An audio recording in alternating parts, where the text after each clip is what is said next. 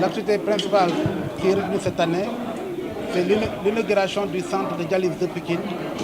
Mais ici, nous allons faire des activités de dépistage de la maladie, des activités de sensibilisation à travers les médias. Mais au niveau de chaque région, cette année, il y a une innovation parce qu'on va célébrer la Journée mondiale du lait sous la coordination du médecin-chef de région. Le thème qui est retenu cette année, c'est des reins sains partout et pour tous. Donc c'est un thème qui entre dans le cadre de la couverture sanitaire universelle à travers ces trois dimensions que sont la protection contre le risque financier qui se traduit au Sénégal par la gratuité de la dialyse, la deuxième dimension qui est la disponibilité de services de santé suffisants et de qualité, qui se traduit au Sénégal par la disponibilité de ressources humaines, de néphrologues et de centres de dialyse dans toutes les régions. Aujourd'hui, dans 13 régions sur 14 disposent d'un centre de dialyse.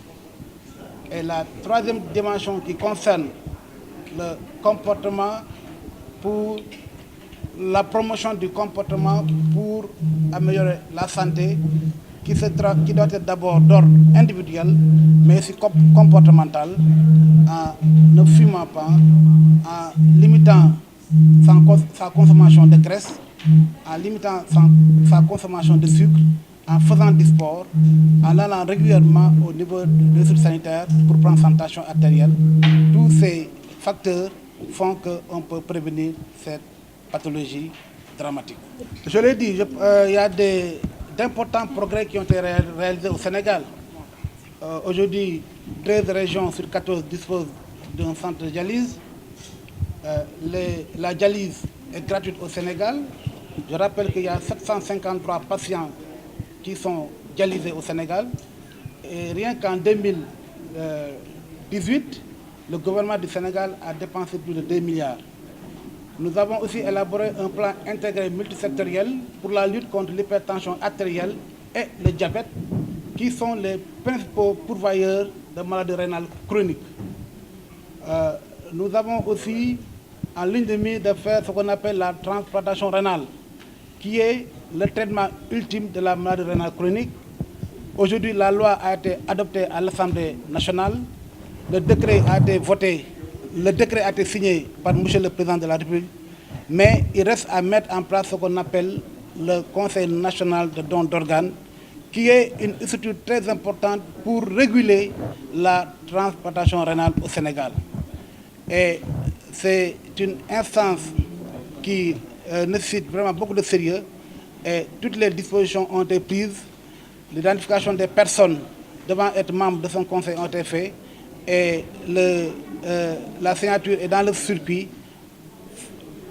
Sans risque de me tromper, les membres seront nommés bientôt et qui va déclencher le processus de la transplantation rénale au Sénégal.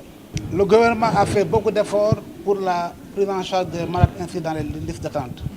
Et là, nous avons autorisé l'acceptation d'imputations budgétaires pour les centres de dialyse privés, mais aussi nous allons signer des conventions de partenariat avec les centres de dialyse privés que l'État va prendre en charge.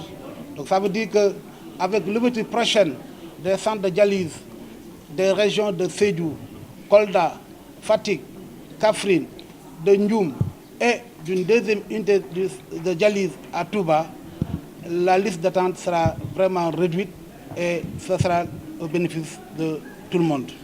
Quel est le nombre d'hémodialysés pris en charge par l'État dans le privé? Le nombre de malades dialysés dans le privé pris en charge par l'État tourne autour de 250.